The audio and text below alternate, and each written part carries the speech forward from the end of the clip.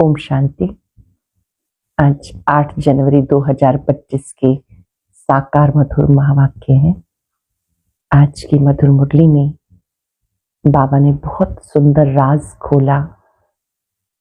आप अपने आप को कैसे राज तिलक देते हो। इस संगम युग पर हर एक आत्मा को अपने लिए स्वयं पुरुषार्थ करना है। कदम कदम श्रीमत पे चलना है। इस श्रीमत से आपको 21 पीढ़ी का सुख मिलता है। बाबा से कृपा व आशीर्वाद नहीं मांगना, कदम कदम पर बाबा को फॉलो करना है। जैसे ब्रह्मा बाप ने अपना सब कुछ कुर्बान किया, ऐसे ही महादानी बनना है। गाया जाता है, किसी की दबी रहेगी धूल में, किसी की राजा खाए, किसी की चोर लूट ले गए तो किसी की आग जलाई।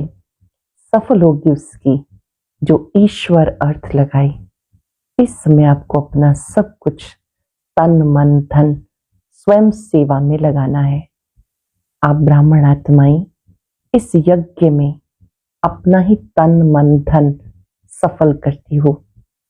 इस एक जन्म में देही अभिमानी बनने का पुरुषार्थ करना है। आधा कल्प देह भान में रहे, देह अभिमान में रहे, अब देही अभिमानी बनना है।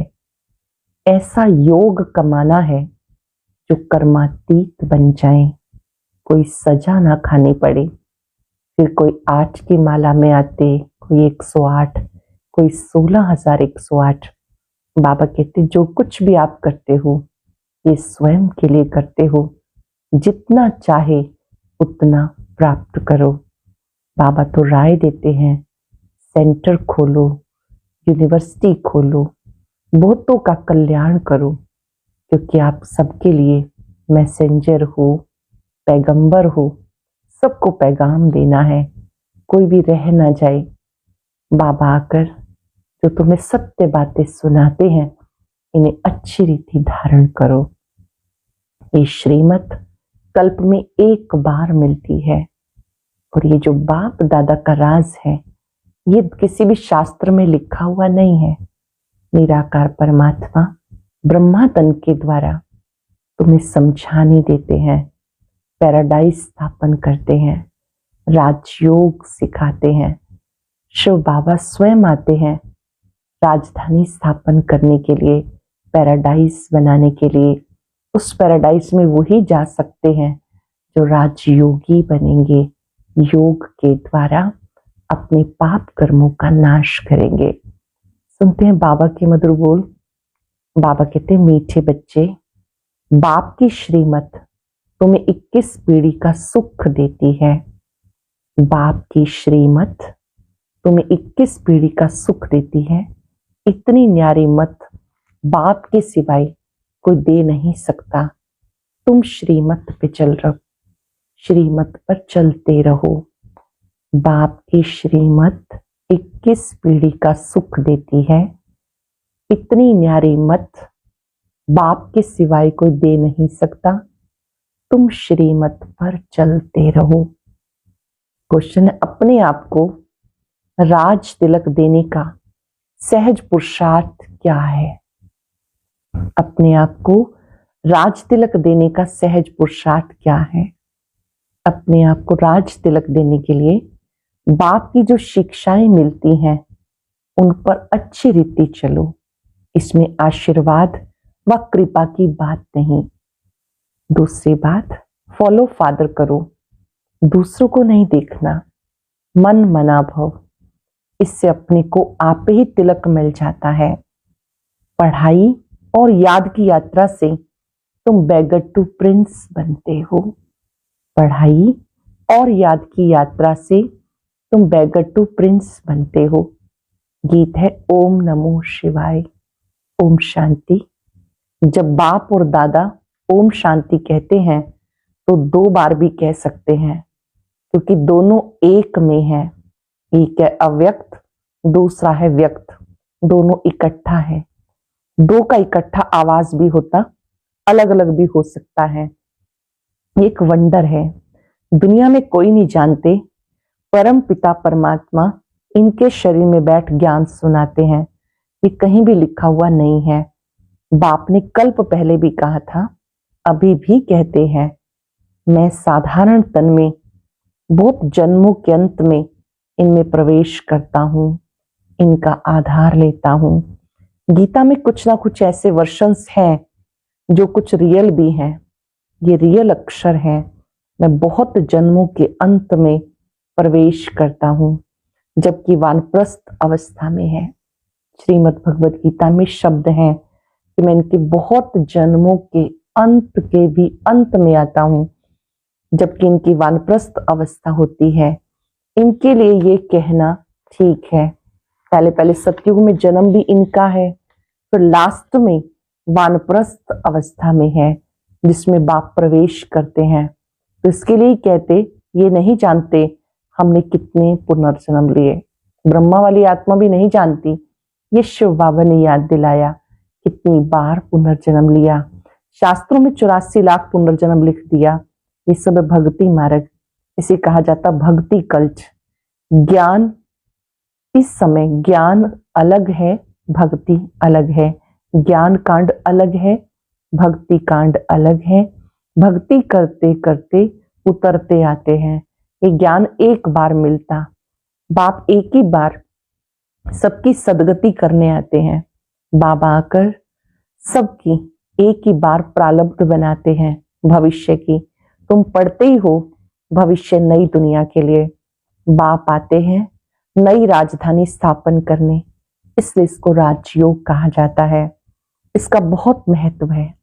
बाबा का आना, राजयोग सिखाना, इसका बहुत महत्व है। क्या महत्व है? चाहते हैं भारत का प्राचीन राजयोग कोई सिखाए, परंतु आजकल ये सन्यासी लोग बाहर जाके कहते हैं हम प्राचीन राजयोग सिखाने आए हैं। तो ये भी समझते हैं हम सीखें, क्योंकि समझते हैं योग से पैराडाइज स्थापन हुआ। बाबा समझाते, योग बल से तुम पैराडाइज के मालिक बनते हो। पैराडाइज स्थापन किया बाप ने, कैसे स्थापन करते हैं वो नहीं जानते। ये राजयोग रूहानी बाप सिखाते हैं। राजयोग कौन सिखाते हैं? एक शिव परमात्मा। जिस्मानी कोई मनुष्य नहीं सिखा सकता। आजकल अडल्ट्रेशन, करप्शन बहुत है, इसलिए बाबा ने कहा मैं पतितों को पावन बनाने वाला हूं। जरूर फिर पतित बनाने वाला भी कोई होगा। अब तुम जज करो, बरोबर ऐसे है ना? बाबा पावन बनाते तो पतित कौन बनाता है? अब तुम जज कर सकते हो, बरोबर ऐसा है ना? मैं ही आकर सब वेदों शास्त्रों का सार सुनाता हूं। ज्ञान से तुम्हें 21 जन्मों का सुख मिलता है। भक्ति मार्ग में है अल्पकाल क्षण भंगुर सुख। यह है 21 पीढ़ी का सुख जो बाबा आकर देते हैं। बाप तुम्हें सदगति के लिए जो श्रीमत देते वो सबसे न्यारी है। सदगति के लिए जो श्रीमत देते वो सबसे न्यारी है। ये बाप सबकी दिल लेने वाला है। जैसे वो जड़ दिलवाड़ा मंदिर है, ये फिर चैतन्य दिलवाड़ा है। एक्यूरेट तुम्हारी एक्टिविटी के चित्र बने हुए हैं। इस समय तुम्हारी एक्टिविटी चल रही है। दिल वाला बाप मिला है, सबकी सदगति करने वाला, सबका दुख हरकर सुख देने वाला, सबका दुख हरकर सुख देने वाला। कितना ऊंचते ऊंच गाया हुआ है। ऊंचते ऊंच भगवान शिव की महिमा है। भले चित्रों में शंकर के आगे भी शिव का चित्र दिखाया, वास्तव में देवताओं के आगे शिव का चित्र रखना तो निषेध है। वो तो भक्ति करते नहीं। भक्ति ना देवताएं करते हैं, ना सन्यासी कर सकते हैं। वो है ब्रह्म ज्ञानी, तत्व ज्ञानी।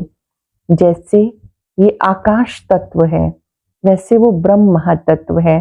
वो बाप को तो याद करते नहीं, ना उनको ये महामंत्र मिलता। ये महामंत्र बाबा आकर संगम युग पे देते हैं। सबका सदगति दाता एक बार आकर मन मनाभव का मंत्र देते हैं। बाबा कहते बच्चे देह सहित देह के सब धर्म त्याग, अपने को अशरीरी आत्मा समझ मुझ बाप को याद करो। करेंगे 5 सेकंड। देह सहित देह के सब धर्मों को त्याग, अपने को आत्मा समझो। मैं ज्योति सितारा हूं। टाइट हो।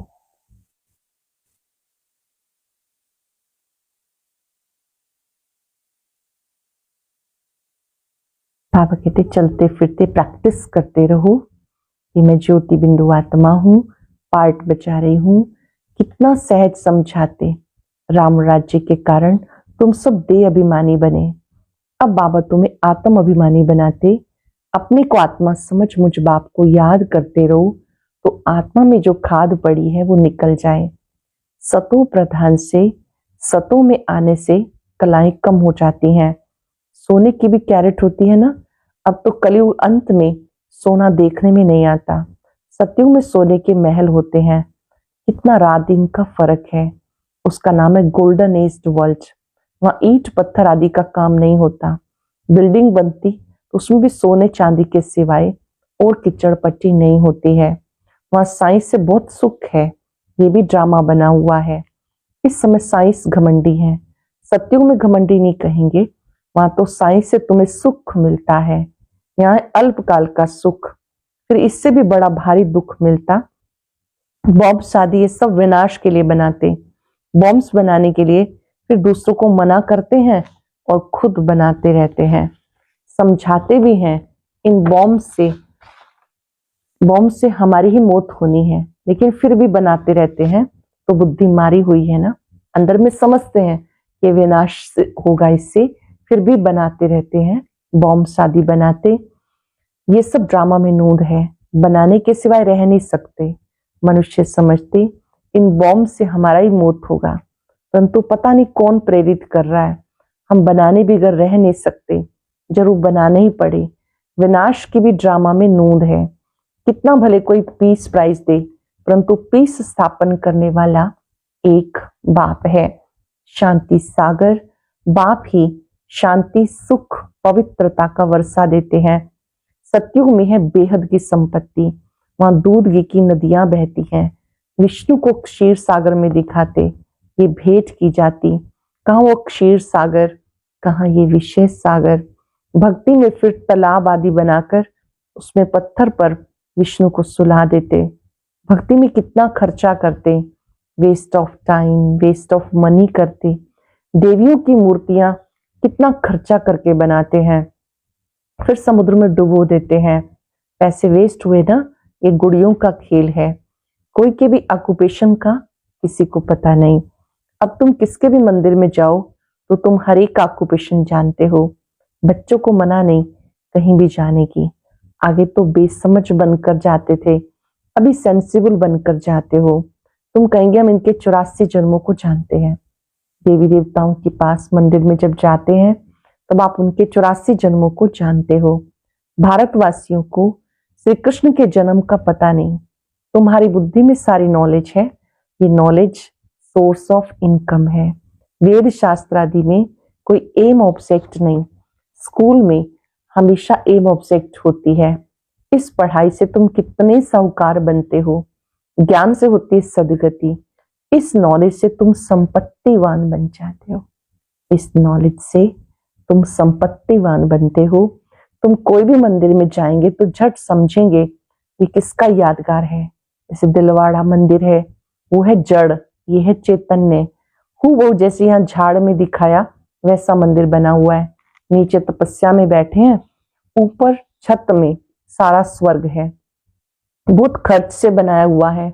यहाँ तो कुछ भी नहीं। भारत 100% सॉल्वेंट पावन था, अभी भारत 100% इंसॉल्वेंट पतित है। गरुड़ पुराण में बहुत रोचक बातें लिखी हैं। तुम ईश्वरीय संतान हो, ईश्वर है स्वर्ग स्थापन करने वाला, उसको ही हेवनली गॉड फादर कहते हैं। शिव बाबा ही आकर सतयुगी राज्य की स्थापना करते हैं। जितना करेंगे उतना पाएंगे। तुम माया पर जीत पाने के लिए पुरुषार्थ करते हो। हर एक को अपना तन मन धन भारत को स्वर्ग बनाने में खर्च करना होता है। जो बाबा के बच्चे बनते हैं उन्हीं को ही अपना तन मन धन लगाना है, ऐसे किसी नए को तो नहीं कह सकते। लेकिन जो अपने को शिव बाबा का बच्चा समझते हैं तो अपना तन मन धन स्वतः ही सफल करते हैं। बाबा कहते हैं जितना करेंगे उतना उच्च पद पाएंगे। यहाँ रहने का तो कुछ है नहीं, अभी के लिए ही गायन है यहाँ तो कुछ बचेगा ही नहीं। गायन है, किसी की दबी रहेगी धूल में, किसी की राजा खाए। अब बाबा आया हुआ है तुम्हें राजभाग दिलाने। कहते अब तन मन धन इसमें लगा दो। इसने, ब्रह्मा ने सब कुछ न्योछावर कर दिया। इसको कहा जाता महादानी। विनाशी धन का दान करते हैं तो अविनाशी धन का भी दान करना होता है। जितना जो दान करे, नामी ग्रामी दानी होते हैं। कहते फलाना बड़ा फिलांथ्रोपिस्ट था, नाम तो होता है ना, वो इनडायरेक्ट ईश्वर अर्थ करते हैं। राजाई नहीं स्थापन होती, अभी तो राजाई स्थापन होती, इसलिए कंप्लीट फिलांथ्रोपिस्ट बनना है, महादानी बनना है। भक्ति में गाते थे हम वारी जाएंगे, कुर्बान जाएंगे। इसमें खर्चा कुछ नहीं, गवर्नमेंट का कितना खर्चा होता। यहाँ तो तुम जो कुछ करते हो अपने लिए, फिर चाहे 8 की माला में आओ, चाहे 108 में आओ, चाहे 16,108 में आओ, 5वीं डोनर बनना है। ऐसा योग कमाओ जो कर्मातीत अवस्था को पालो।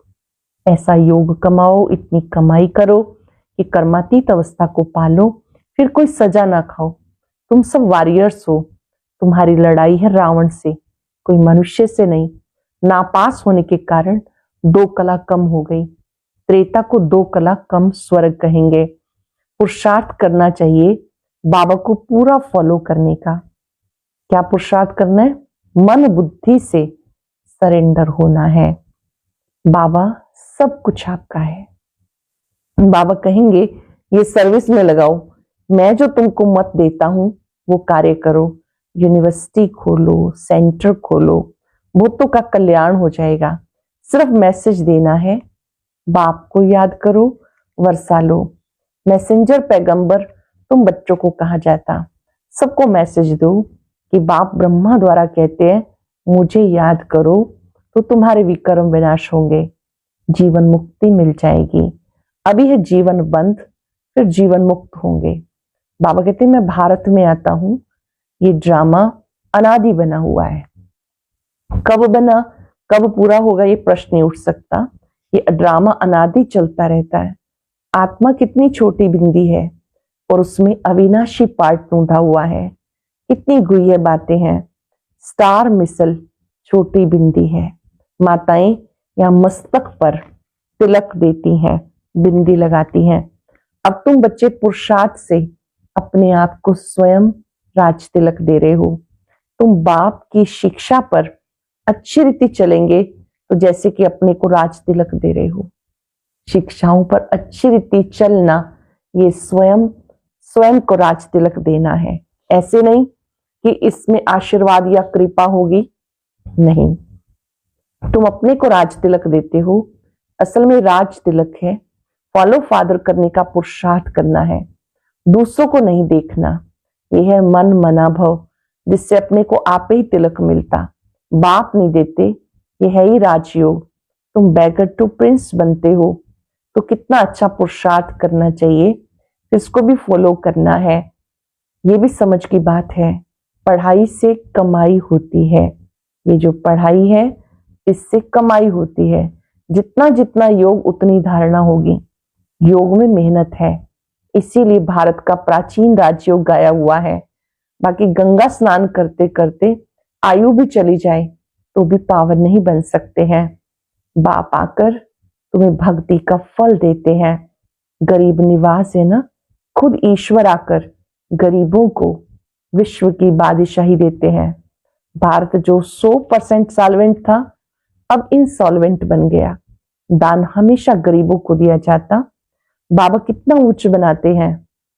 ऐसे बाप को कितना याद करना चाहिए। भक्ति मार्ग में पहचान न होने के कारण उनको कभी बुलाते रहे तो कभी सर्वव्यापक कहा। अब बाबा कहते उन्हें कितना याद करना चाहिए। बाप बाप भी है, टीचर भी है, सतगुरु भी है। सिख लोग कहते सतगुरु अकाल। बाकी भक्ति के गुरु तो बहुत है। अकाल को तख्त सिर्फ ये मिलता। तुम बच्चों का भी तख्त यूज करते हैं। कहते मैं इनमें प्रवेश कर सबका कल्याण करता हूं। ब्रह्मा के मस्तक में बैठकर सबका कल्याण करता हूं। इस समय इनका ये पार्ट है, ये समझने की बात है नया कोई समझ न सके। निराकार शिव बाबा ब्रह्मा बाबा की भ्रिकुटी में बैठकर तख्त को यूज कर सबका कल्याण करते हैं, सबको संदेश देते हैं। अब बाबा कहते नया कोई ये बात समझ ना सके। अच्छा मीठे मीठे सिकलते बच्चों प्रति माता पिता बाप दादा का याद प्यार, गुड मॉर्निंग। रूहानी बाप की रूहानी बच्चों को नमस्ते, रूहानी बच्चों की रूहानी बाप दादा को याद प्यार, नमस्ते, गुड मॉर्निंग, शुक्रिया बाबा, शुक्रिया। धारणा के लिए सार, पहली पॉइंट है अविनाशी ज्ञान धन का दान कर महादानी बनना है। जैसे ब्रह्मा बाप ने अपना सब कुछ इसमें लगा दिया, ऐसे फॉलो फादर कर राजाई में ऊंच पद लेना है। सजाओं से बचने के लिए ऐसा योग कमाना है जो कर्मातीत अवस्था को पाले। सजाओं से बचने के लिए ऐसा योग कमाओ जो कर्मातीत अवस्था को पाले। पास विद ऑनर बनने का पूरा पूरा पुरुषार्थ करना है, दूसरों को नहीं देखना। अटेंशन से सुनेंगे। अविनाशी ज्ञान धन का दान कर महादानी बनना है। जैसे ब्रह्मा बाप ने अपना सब कुछ इसमें लगा दिया, ऐसे फॉलो फादर कर राजाई में ऊंच पद लेना है। सजाओं से बचने के लिए ऐसा योग कमाना है जो कर्मातीत अवस्था को पाले। पास विद ऑनर बनने का पूरा पूरा पुरुषार्थ करना है, दूसरों को नहीं देखना। बहुत ही सीखने योग्य बात आज वरदान में बाबा ने समझाई। कड़े नियम और दृढ़ संकल्प द्वारा अलबेलेपन को समाप्त करने वाले ब्रह्मा बाप समान अथक भव। कड़े नियम और दृढ़ संकल्प द्वारा अलबेलेपन को समाप्त करने वाले ब्रह्मा बाप समान अथक भव। ब्रह्मा बाप समान अथक बनने के लिए अलबेलेपन को समाप्त करो। इसके लिए कोई कड़ा नियम बनाओ, दृढ़ संकल्प करो। अटेंशन रूपी चौकीदार सदा अलर्ट रहे तो अलबेलापन समाप्त हो जाएगा। अटेंशन रूपी चौकीदार अलर्ट रहे तो अलबेलापन समाप्त हो जाएगा। पहले स्वयं के ऊपर मेहनत करो, फिर सेवा में, तब धरनी परिवर्तन होगी। पहले स्वयं के ऊपर मेहनत करो, फिर सेवा में, तब धरनी परिवर्तन होगी। अभी सिर्फ कर लेंगे हो जाएगा, इस आराम के संकल्पों के डनलप को छोड़ो। करना ही है, कर लेंगे हो जाएगा, इस आराम के संकल्पों के डनलप को छोड़ो। करना ही है, ये स्लोगन मस्तक में याद रहे तो परिवर्तन हो जाएगा। करना ही है, इसमें दृढ़ता की शक्ति नजर आती है। अपने आप को ये प्रोग्राम देना है, कल्प कल्प किया है, हो जाएगा। इससे अलबेलापन भी समाप्त हो जाएगा। अपने लिए स्वयं कड़े नियम बनाएं, दृढ़ता से पालन करें, आत्मविश्वास बढ़ेगा। मुख्य बात है अलबेलापन जो हम सबको आगे नहीं बढ़ने देता। इस आलस अलबेलेपन को जीतने के लिए कड़े नियम चाहिए, करना ही है। ब्रह्मा बाप समान अथक बनने के लिए अलबेलेपन को समाप्त करो, कोई कड़ा नियम बनाओ, दृढ़ संकल्प करो। अटेंशन रूपी चौकीदार अलर्ट रहे तो अलबेलापन समाप्त हो जाएगा। पहले स्वयं के ऊपर मेहनत करो, फिर सेवा में, तब धरनी परिवर्तन होगी। अभी सिर्फ कर लेंगे हो जाएगा, इस आराम के संकल्पों के डनलप को छोड़ो। करना ही है, ये स्लोगन मस्तक में याद रहे तो परिवर्तन हो जाएगा। स्लोगन है समर्थ बोल की निशानी, जिस बोल में आत्मिक भाव और शुभ भावना हो। समर्थ बोल की निशानी, जिस बोल में आत्मिक भाव और शुभ भावना हो। अपनी शक्तिशाली मनसा द्वारा सकाश देने की सेवा करो। जितना जितना समय समीप आता जा रहा है उतना व्यर्थ संकल्प बढ़ रहे हैं, लेकिन ये चुकतू होने के लिए बाहर निकल रहे हैं। उनका काम है आना, आपका काम है उड़ती कला द्वारा, सकाश द्वारा परिवर्तन करना। घबराओ नहीं, उसके सेक में नहीं आओ। उनका काम है आना, आपका काम है उड़ती कला द्वारा, सकाश द्वारा परिवर्तन करना। घबराओ नहीं, उसके सेक में नहीं आओ। आज हम दृढ़ संकल्प करेंगे, मैं ब्रह्मा बाप समान अथक सेवाधारी हूं। जरा भी अलबेलापन नहीं, आलस्य नहीं, कमजोर विचार नहीं। ब्रह्मा बाप अंतिम दिन तक भी अथक रहे, एक्टिव, अलर्ट रहे। जरा भी अलबेलापन नहीं आया। मैं ब्रह्मा मुख वंशावली ब्राह्मण ब्रह्मा बाप को फॉलो करने के लिए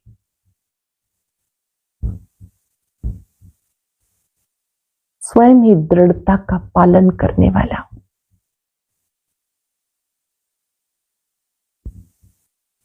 मैं दृढ़ संकल्पधारी आत्मा हूं।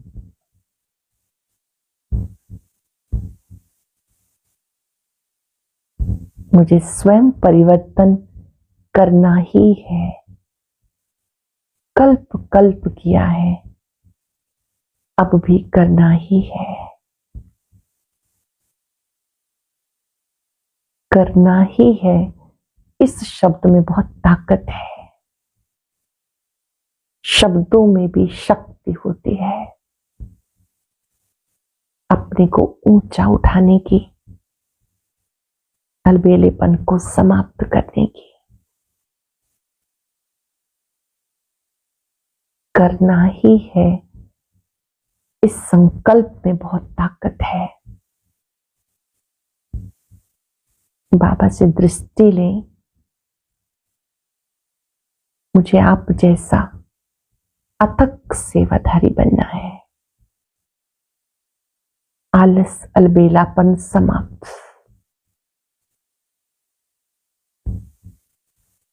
बाबा से शक्ति लेकर अपनी दृढ़ता की शक्ति को बढ़ाएं।